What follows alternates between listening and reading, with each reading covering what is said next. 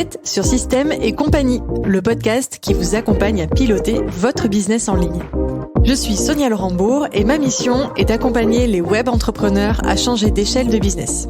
Ici, vous découvrirez des conseils, des concepts et des réflexions pour reprendre le contrôle sur votre temps et votre activité et structurer et développer votre business en ligne. Bonne écoute! Hello, bienvenue sur ce nouvel épisode. Vous commencez à avoir l'habitude maintenant. Je vous présente aujourd'hui l'épisode concept.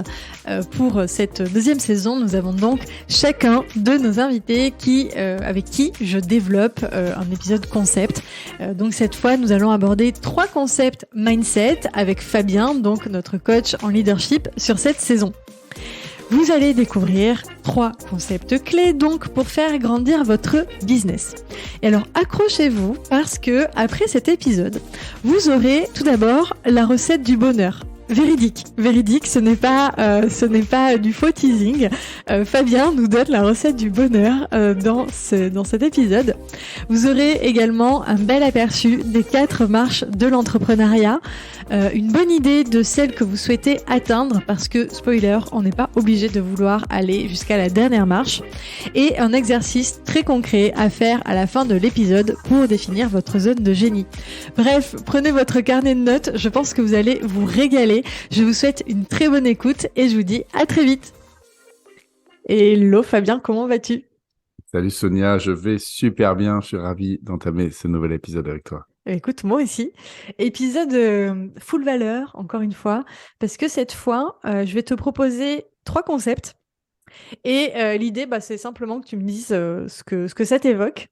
Et généralement, l'idée, c'est d'aborder des concepts un peu clés pour progresser en entrepreneuriat, sur la partie croissance. Et là, tout spécifiquement, l'idée, c'est de venir progresser sur sa croissance personnelle, de manière à permettre la croissance de son entreprise, comme on le disait. Est-ce que tu es prêt pour le premier concept ? Ouais, je suis super chaud. Vas-y, balance. Trop bien. Alors, premier concept, mot-clé en tout cas, c'est leadership versus management. Qu'est-ce que ça t'évoque quand je dis ça ? Ok. Alors, beaucoup de choses. C'est pour ça que je prends quelques secondes de réflexion.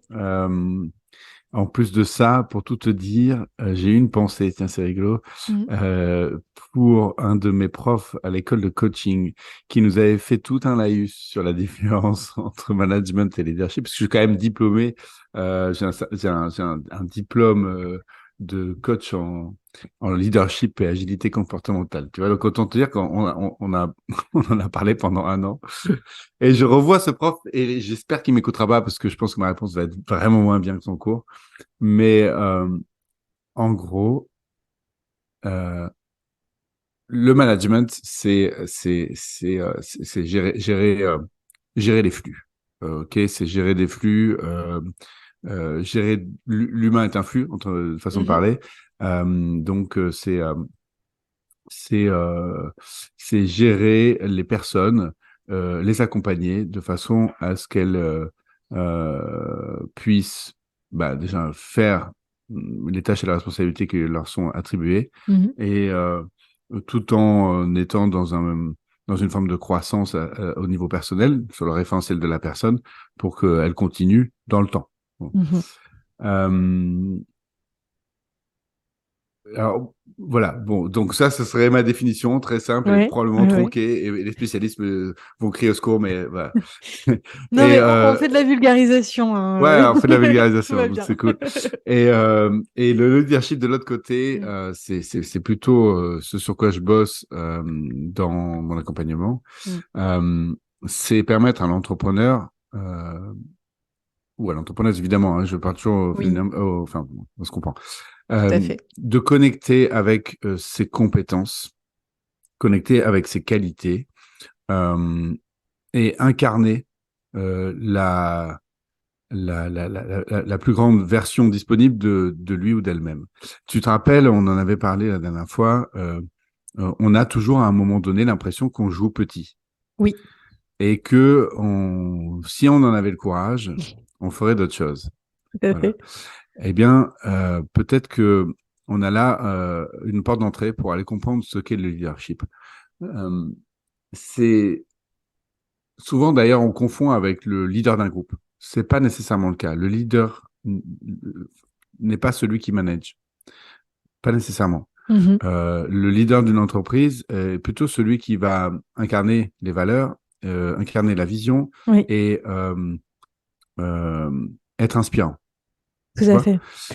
Et ça passe par différentes choses. Ça passe déjà souvent par un travail du leader sur sa relation à lui-même, sa relation à son ego. À un moment donné, il y a ce pas où on comprend qu'on peut pas toujours tout faire tourner autour de notre petite personne, et que pour retrouver sa posture de leader, il faut se connecter à plus grand. Dans le chemin aussi de se connecter à son leadership, c'est de dépasser nos insécurités, dépasser nos peurs, nos émotions, qui sont parfois reliées à notre expérience ou qui sont toujours reliées à notre expérience ou notre éducation, etc.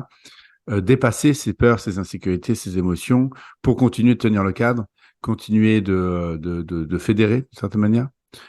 Et ça peut sous-entendre d'avoir des discussions désagréables. La désagréabilité, c'est quelque chose sur lequel on travaille beaucoup avec mes clients. Parce qu'en fait, être gentil, c'est pas nécessairement bon pour l'entreprise, tu vois. Être transparent, être honnête, savoir accueillir de la critique et savoir distribuer de la critique, ça fait partie de la posture du leadership. Tu vois, c'est de reconnecter à la fois avec la force, et ça, généralement, on y arrive bien, hein, les chefs d'entreprise sont connectés à leur force, généralement, mais aussi à leur vulnérabilité. On inspire aussi en reconnaissant nos erreurs et nos torts. Complètement. Complètement. On est là pour poser le cadre, on est là pour donner l'élan, on est là aussi pour dire « Ah, ben là, je me suis trompé ». Voilà. Et c'est très constructif, et ça lève souvent bien plus dans l'état d'esprit de l'entreprise, dans la motivation des équipes, etc., de voir un patron qui dit « Ah ben là, j'ai merdé », plutôt que de voir un patron qui dit « Mais non, c'est pas moi qui dis ça, c'est la faute de quelqu'un d'autre ». Je vois très bien. Caricature. Oui, voilà. C'est un peu la caricature du patron, mais c'est je vois très bien. Mais du coup, c'est hyper intéressant. En gros, ce que j'entends, tu vas me dire si ma compréhension de ta définition est juste. Ce que j'entends, c'est que, en fait, le leadership, c'est avant tout un travail sur soi. Et en fait, qui finit par rayonner, j'ai envie de dire. C'est un peu ça. Je vois à ta tête que oui, voilà. Mais je te remercie parce que effectivement, c'est un mot que j'aime bien. On en parle beaucoup, tu vois, c'est assumer d'être inspirant et déployer notre potentiel. Accepter de rayonner et arrêter d'avoir peur d'éblouir. Ah, intéressant, j'aime beaucoup cette image. Ouais, parce qu'en fait, on a peur de ça. Et bon, là, on pourrait tirer le fil et aller sur des trucs vraiment loin que j'aime bien dans le dev perso, même la spiritualité, sur cette peur de connecter à notre brillance, de peur d'éblouir les autres, et de la relation des figures d'autorité du passé qui souvent nous limitent. Mais bon, je vais juste fermer cette parenthèse-là. Mais effectivement, oui, c'est un bon résumé. Je te remercie de l'avoir fait.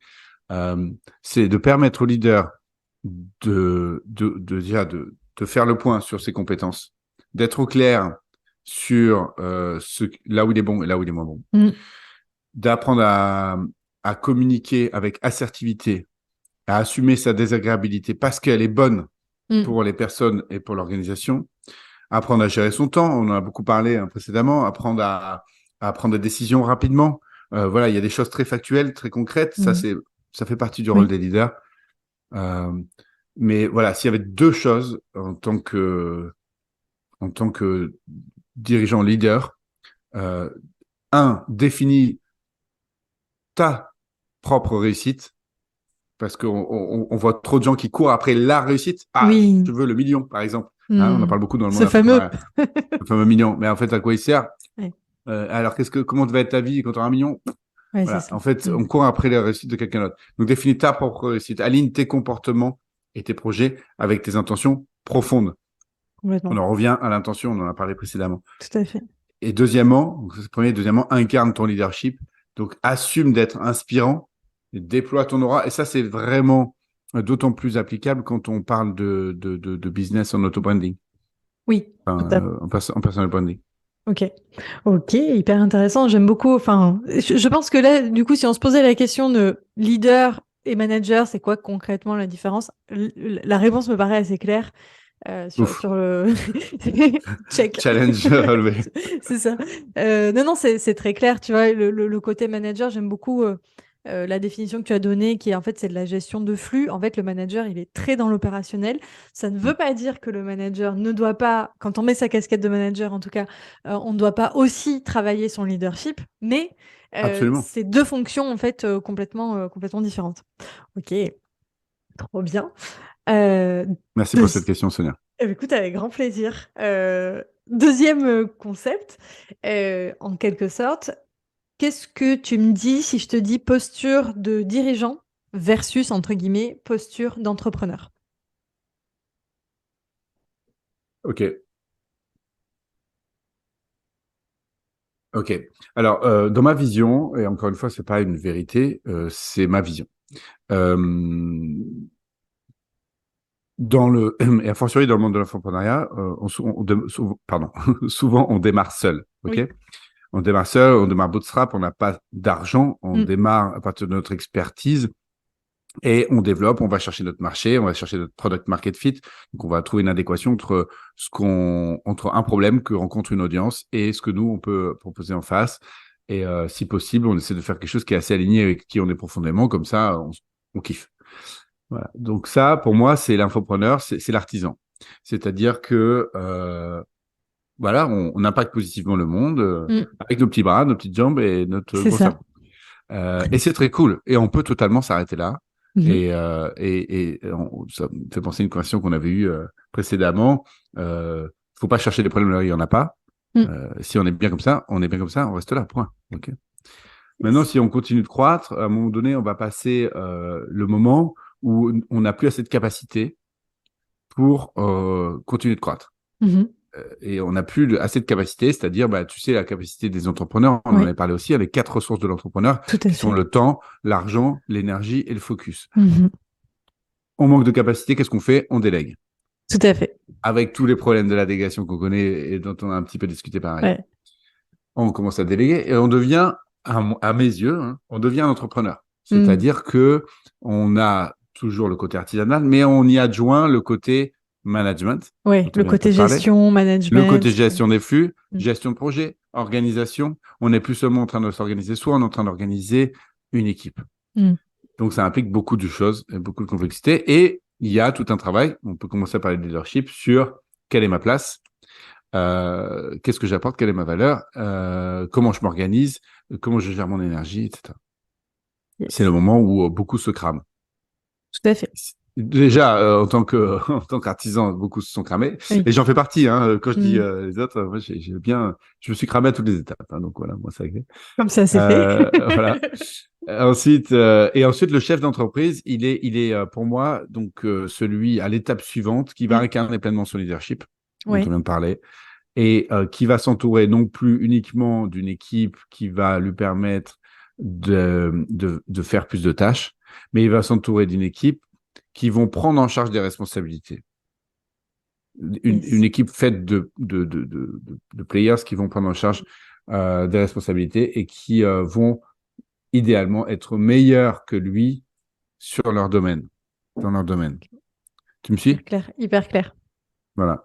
Et l'étape suivante, pour ceux qui continuent, donc en fait, Mm. tu imagines, donc tu deviens chef d'entreprise, donc tu commences à avoir, en gros, t'as plus uniquement, tu vas avoir deux niveaux de management, deux niveaux de délégation, tu vois, tu vas avoir des gens à qui tu délègues, et puis hop, tu vas venir mettre des managers ou Ouais, des directeurs, tu vois, je vois. et eux gèrent les équipes en Mm. dessous, et avec eux, bah, tu vas avoir des codires, des comités de direction, Mm. ça peut être de façon hebdomadaire, et puis tu vas être de moins en moins dans l'opérationnel, Ouais. et donc tu vas être de plus en plus dans ton leadership, connecté avec la vision et la stratégie globale de l'entreprise. Bon. Et puis, il arrive et c'était arrivé avec un de nos membres il y a quelques années, Guillaume, arrive en janvier, un jour, il nous dit, voilà, les amis, bien, je suis à la retraite, 35 ans. Comment ça, t'es à la retraite, Guillaume? Bah ouais, en fait, j'ai recruté quelqu'un, je l'ai mis à ma place à la tête de l'entreprise. Ah, Je vois. Mais qu'est-ce que tu vas faire? Bah, je remonte une boîte. Oui, par contre. Et il s'est associé avec quelqu'un d'autre et il a monté une boîte et il a fait 4,5 millions dans les 12 premiers mois d'activité. Donc, ça fait plaisir. Et en fait, il a mis quelqu'un à sa place et donc il s'est sorti lui-même et voilà. Et il est passé de chef d'entreprise à investisseur. Investisseur, ok. Voilà. Donc, pour moi, les étapes, artisan, entrepreneur, chef d'entreprise, investisseur. Et je rebondis aussi sur quelque chose que tu as dit, c'est qu'on peut s'arrêter à l'étape qu'on souhaite. Oui, Il n'y a heureusement. pas, voilà, il y a pas d'obligation de devenir investisseur. Alors, Parce que c'est première évident, étape, mais tu te rappelles tout à l'heure, définir la notre vision. propre réussite. Non, oui, Et la vision, oui. mais c'est ça, c'est la même chose. Notre propre réussite. Si ma propre réussite à moi, c'est d'être un artisan, je vais pas aller courir un truc d'investisseur. Sinon, je suis malheureux toute ma vie. Oui, et puis, tu vois, c'est un truc que tu n'as pas forcément évoqué, qui est le quotidien, en fait, de l'artisan et de l'investisseur. Ça a juste absolument rien à voir. Rien à voir. Et quand, par exemple, on commence à grandir un petit peu et que on se dit, tiens, tu vois, on commence à, en tout cas à avoir la capacité à de notre entreprise, pardon, à aller vers vers un modèle plus dirigeant, entrepreneurial, etc. Euh, En fait, on se dit naturellement, souvent, bah, j'y fonce, en fait, j'y vais. Sauf que on n'anticipe pas toujours le quotidien. Et en fait, le quotidien de quelqu'un qui veut faire du scale et de l'hypercroissance, honnêtement, c'est pas le même que quelqu'un qui veut faire, entre guillemets, je mets des gros guillemets, à juste, parce qu'on s'ennuie pas pour autant, à juste être entrepreneur. Donc, faut vraiment aussi prendre ça en compte et être prêt. Parce en termes d'énergie, comme tu disais tout à l'heure, énergie, focus, ressources de temps et ressources d'argent, on va carrément pas être sur le même niveau en quelque sorte pour un entrepreneur, pour un artisan, pour un investisseur, etc. Totalement. Voilà, trop bien, trop bien, trop bien. Merci, merci pour cette vision. C'est hyper intéressant tu sais, ces quatre paliers du coup dans lesquels on peut potentiellement se reconnaître et choisir où on va. Dernier concept, clairement, tu voulais rebondir peut-être. Pardon. J'allais ajouter quelque chose. En Je fait, t'en oui, tu as prie. vu, hein, j'ai levé le doigt. Maîtresse, est-ce que je peux ajouter quelque chose? Oui. En fait, parce que je trouve que c'est très intéressant ce que tu as dit. Ouais. Euh, restons dans le niveau où on a envie d'être. Et ce qui peut être frustrant, c'est quand on est dans une course à l'échalote, entre guillemets, et qu'on voit tous nos copains qui ont des grosses boîtes Ouais. ils ont, ouais, tu vois, ils ont des employés, et puis ils ont les grosses bagnoles, ou j'en sais rien, je dis C'est n'importe ça. quoi, mais tu vois, le côté, on va se comparer. Brenda, je sais pas si tu connais Brenda Oui. Boukris, ouais. Oui. Elle dit souvent, ça me fait toujours rigoler quand je l'entends dire ça. Ne comparez pas vos boutiques. Non, pardon, ne comparez pas vos vitrines avec votre arrière-boutique. C'est ça. Non, je l'ai mal dit. Ne comparez pas. Oui, c'est ça. Ne vous comparez. Ah putain, j'arrive pas. Attends, je la reprends. Donc, j'aime beaucoup quand Brenda Boukris dit ne comparez pas votre arrière-boutique avec les vitrines des autres. C'est ça. Voilà, on y est. Donc, ça, c'est intéressant. C'est un premier truc auquel il faut faire attention. Et deuxième truc, c'est définissez votre propre réussite et là où vous voulez aller et ce que vous voulez être. Pourquoi? Parce qu'en fait, il y a une formule du bonheur qui est universelle. C'est pas moi qui l'ai inventé, c'est Mo Gaudat, je sais jamais comment prononcer son nom, c'est Monsieur Happiness, je sais pas si tu vois qui c'est. Non. Bon, c'est un mec, c'est un ancien de chez Google X et Ok. qui a écrit un bouquin. Son but, c'est de rendre heureux 1,5 milliard de personnes d'ici la fin de sa vie. Ok. Je t'invite à aller voir ses Ouais. travaux sont absolument géniaux. Et il dit la formule du bonheur est très simple. La formule du bonheur, attention, accroche-toi bien, hein, parce que Pépite elle est qui vraiment, arrive. non, mais elle est vraiment importante et il faut l'avoir tout le temps en tête. La formule du bonheur, c'est ce que je vis, moins ce que j'espérais vivre. Waouh. Ah oui, en effet. Et c'est tellement juste, je crois. Là, tu vois, je suis en train de. Je sens toutes mes neurones qui se connectent en mode attends, analysons ce qu'il vient de dire. Mais oui, c'est ça. Voilà. C'est Donc, ouais, complètement. voilà. Donc, je souhaitais être entrepreneur, je suis entrepreneur, je suis heureux. Mm. Je souhaitais être investisseur, je n'y suis pas encore, je suis malheureux. Je suis investisseur, je souhaitais être entrepreneur, je suis malheureux. Mm. Tu vois? Donc, voilà, aligne tes comportements et, euh, et ce que tu fais avec ce que tu veux être au fond. J'aime bien cette citation de Henry Ford aussi. que vous pensiez être capable ou ne pas être capable. Dans les deux cas, vous avez raison. Clairement. J'aime beaucoup cette citation aussi. Et je rebondis très rapidement sur le côté ne pas comparer son arrière-boutique avec la vitrine des autres. Ouais. C'est tellement juste de le dire comme ça. Tu vois, moi, en tant qu'OBM, les arrière-boutiques, j'en vois. Eh oui, bah oui, c'est ton rôle de les voir et de les Et, nettoyer. et de les nettoyer.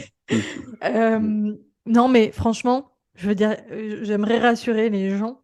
Mm, Il n'y a pas d'arrière-boutique qui soit parfaite. Ça mm, n'existe pas. Même les meilleurs entrepreneurs, ceux qui sont sur le devant de la scène, qu'on voit tout le temps, etc., mm, il y a toujours des problématiques.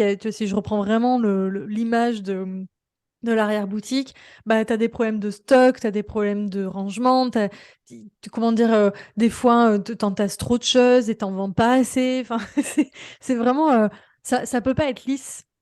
Et c'est très bien que les entrepreneurs prennent le temps de soigner leur vitrine. Et enfin, mm. je pense que c'est une très bonne chose en soi, bien qu'on parle beaucoup de transparence, etc. C'est important aussi de travailler en transparence. Mais voilà, oui, c'est vraiment juste, j'ai envie de rebondir là-dessus. Les vitrines ne sont jamais égales aux arrière-boutiques. Jamais. Clairement pas. C'est clair. Ok, trop bien, merci beaucoup. Ouais, du coup, dernier concept que j'avais envie de partager, enfin, en tout cas, sur lequel t'interroger. Mhm. Concept clé en mindset. Zone de génie. Si je te dis zone Ah, de génie, tu me réponds. et je te réponds oui. Oui, Sonia. Ok. Oui, voilà. Oui, zone de Je génie, pense il que faut. voilà, ça fait partie effectivement des grands principes Hmm. de l'entrepreneur. Euh, alors quand je dis entrepreneur, c'est avec un grand E, hein, quel que Oui, soit le niveau. Euh, les quatre ressources, on en a parlé plusieurs reprises. Le ouais, temps, l'argent, l'énergie, le focus. ouais. Euh, on peut pas. Donc notre énergie et notre focus, parce que au final, c'est relié. Hmm. Euh, on les dilapide si on passe notre temps à faire des choses qui sont en dehors de notre zone de génie. Alors, la zone de génie. Alors, définissons déjà un peu ça.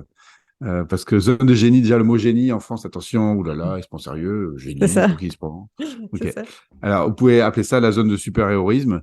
Hmm. Vous pouvez appeler ça la zone de flow. Hein, Ouais, chez ce les que j'allais sportifs, dire, on la parle. zone de Voilà. flow. Ouais. Hmm. Voilà, chez les sportifs, on parle de zone de flow.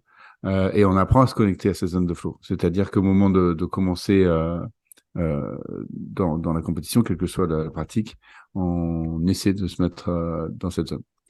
Donc, bah, la zone de génie, c'est ça. Je suis excellent dans ce que je fais et je suis dans le flow. Hmm. Donc, ça me donne de l'énergie. Je peux faire ça à longueur de journée. J'ai plus d'énergie à la fin qu'au démarrage. Yes. Voilà. Alors, ça ne veut pas dire faire ça jour et nuit, on s'entend. Hmm. Mais dans 100% des cas, quand je fais ça, je kiffe. Et, autre indice pour trouver la zone de génie, ça me paraît très facile. Oui, parfois Et même trop facile. Et j'ai du mal à accepter Ouais. les retours, parfois les compliments ou Hmm. les retours de mes clients ou de mes collègues, parce que ah oui, bon, ça va, j'ai fait ça, oui, bon, voilà, on va faire des Oui, tonnes. tout le monde Voilà, pourrait le faire en fait. voilà, tout le monde préfère. Donc ça, c'est un indice qu'on est dans le flow, quoi. Hyper intéressant. Euh, donc en gros, il y a quatre zones. Autour de la zone de flow, ou la zone de génie, il y a quatre zones en fait. Et on peut faire un tableau, un quatre cadrans. Ouais. Et l'idée, c'est que tu fais ta liste de tâches, de ce que tu fais dans ton quotidien. Tu fais ça sur 2 semaines avec un outil type Toggle, c'est gratuit. Hein. Tu fais un play au début de la tâche, stop à la fin. En plus, ça te donne le temps, c'est parfait, ça te fait le camembert, c'est génial. C'est un peu chiant à faire, mais une fois que tu as pris l'habitude, c'est super parce Hmm. qu'à la fin, tu as ta liste de tâches, tu vois même le temps que tu as alloué dessus, et puis tu peux faire tomber donc ces tâches dans les quatre cadrans.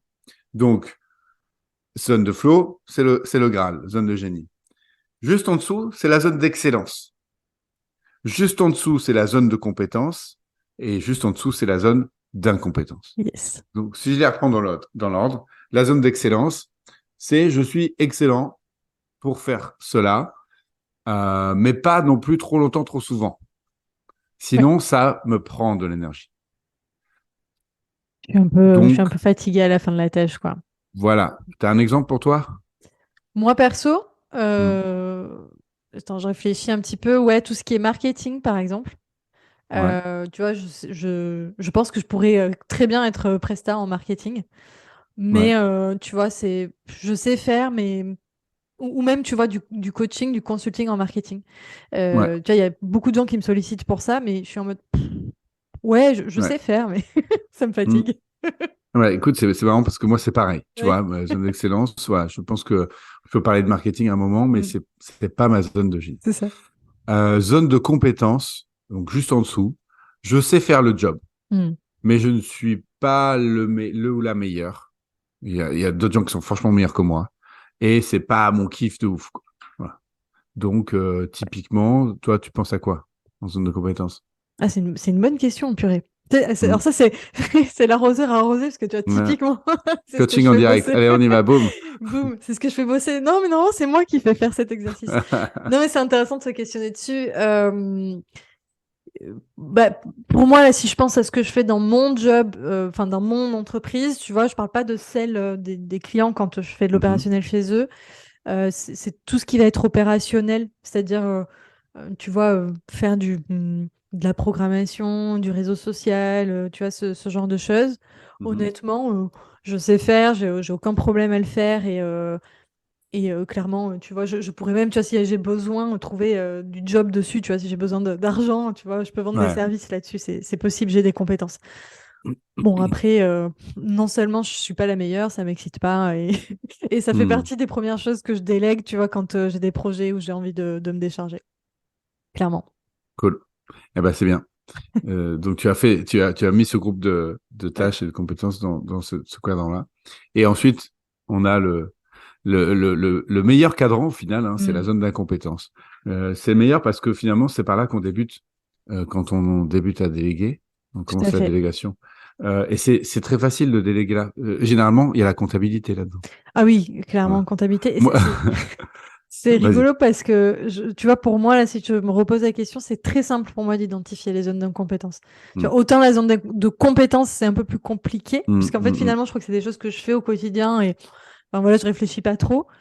mm. Versus la zone d'incompétence, c'est facile, c'est tout ce C'est ça. déjà, je sais techniquement pas vraiment faire, ou quand je le fais, ça me prend des plombes. Mm, Chez moi, c'est tout ce qui va être montage, bien sûr, comptabilité aussi au sens pur. Tout ce qui va être vraiment très technique, tu vois. ouais. Quand j'ai un client, quand je faisais encore pas mal d'opérationnels pour les clients et qui me disaient, oui, Sonia, est-ce que tu peux me monter mon tunnel de vente? Mais non, mais je peux te le concevoir, oui, c'est pas un problème, c'est ma zone d'excellence. Mais alors le créer, kill me. Mm. Eh ouais, c'est ça. Et donc, c'est pour ça que c'est finalement un cadran qui est facile à remplir Ouais. et dont il faut pas se priver. Et j'ai envie de dire, il faut même le revisiter régulièrement. C'est-à-dire Mm. que, alors je vais finir ma phrase, il faut Vas-y. pas se priver de le remplir parce que du coup, c'est là où il faut absolument déléguer. Mhm. Donc, si je dois déléguer quelque chose, je commence par ce qui est dans ce cadran-là de ma zone d'incompétence. Et tous les 90 jours, si j'applique la méthode de 90 jours, Ouais. ou en tout cas régulièrement, refaire la liste de tâches de ce que je fais, parce que la poussière s'accumule, hein, Oui. même dans les systèmes qui marchent bien. Et je vais voir qu'il y a des petites tâches que j'ai prises au fur et à mesure du dernier trimestre, que j'ai demandé à personne, que j'ai prises comme ça, et elles sont arrivées là, et elles sont dans ma zone d'incompétence, ou éventuellement ma zone de compétence, mais en tout Mm. cas, c'est pas ce que je veux garder. Donc voilà, le concept de la zone de génie, ou zone de flow. Donc, essayer autant que faire se peut de rester là, parce que c'est là où d'une part, je suis excellent, d'autre part, ça me donne de l'énergie, donc je continue d'être excellent et j'ai de l'énergie à revendre pour continuer d'être excellent, Mm. donc c'est le cercle vertueux. Et à bout de l'échelle, la zone d'incompétence, où il faut absolument que je délègue, exemple, comptabilité, juridique, administratif, Ouais. ou des choses comme ça, bon, voilà. Et entre les deux, zone de compétence, zone d'excellence. Voilà, zone d'excellence, je vais être meilleur. Clairement, je suis un peu meilleur que la moyenne, mais c'est pas une activité que je peux faire au quotidien, parce qu'au bout d'un moment, ça me prend de l'énergie. Zone de compétence, ok, je peux faire le job, Mm. mais bon, franchement, si je pouvais déléguer, ça serait mieux. Voilà. C'est ça. Ça change pas la face du monde généralement quand on le fait, quoi. Voilà. Et je fais un rapport avec ce qu'on disait sur le concept juste avant. Tu sais, on Mhm, parlait d'arrière-boutique et tu as dit quelque mhm, chose de très intéressant, c'est tous les 90 jours, je vais mhm. rechallenger en fait ça. Ben, en fait, c'est une façon d'avoir une arrière-boutique propre et rangée. Oui, C'est-à-dire que se rechallenger aussi personnellement sur soi, C'est très bien hein, d'avoir des systèmes, des process, etc. Évidemment, des bonnes stratégies, tout ça. Mais venir aussi rechallenger des choses, tu vois, ne pas rester sur une zone d'excellence que tu as aujourd'hui, elle peut bouger, quoi. Tu vois, elle peut passer peut-être en zone de génie, elle peut se rétrograder en zone de compétence parce que toi-même, tu as changé, tu as évolué, tu vois pas les choses de la même façon, etc. Donc, ouais, c'est intéressant de les rechallenger et ça permet de ranger ton arrière-boutique. Exactement. Trop C'est bien. bien conclu. Super. Mais écoute, merci beaucoup, Fabien, pour tous ces concepts clés. J'espère que vous avez pris des notes parce que c'était full valeur. Surtout Euh, la formule du bonheur. Tu nous la ouais. redonnes? Alors, la formule du bonheur, je sais pas si je vais réussir. Tu sais, je l'ai captée, mais je sais pas si je vais réussir à la redire telle que. C'est ce que tu vis moins ce que tu attendais. C'est ça? Ce que tu vis, moins ce que tu pensais vivre. Moins ce que tu pensais vivre. Carrément, je penserais à la mettre en punchline dans la description. C'est hyper intéressant. Mais tu sais, je sens que mon cerveau a besoin de processer encore cette phrase. C'est rigolo. Ouais, c'est puissant. C'est Ouais. simple et puissant. Je t'ai mis dans le chat le nom Yes. de personne pour que tu puisses le citer parce que c'est de lui. Ouais, en effet, je sais pas comment le prononcer. Moi non plus. Mo Gaudat. Gaudat. Gaudat, Bon, on je sais écrira pas. ça en Mais en description. tout cas, tout ce qu'a produit cet homme est formidable. J'invite à lire son livre ou à écouter son podcast. Trop bien. Merci beaucoup, Fabien, et à une prochaine fois. Merci Sonia. À très Salut. bientôt. Merci d'avoir écouté l'épisode jusqu'à la fin. Si vous l'avez apprécié, n'hésitez pas à le partager autour de vous et à vous abonner. Vous pouvez soutenir le podcast en laissant un avis sur Apple Podcast ou Spotify. Quant à moi, je vous souhaite une merveilleuse journée et je vous dis à très vite dans le prochain épisode.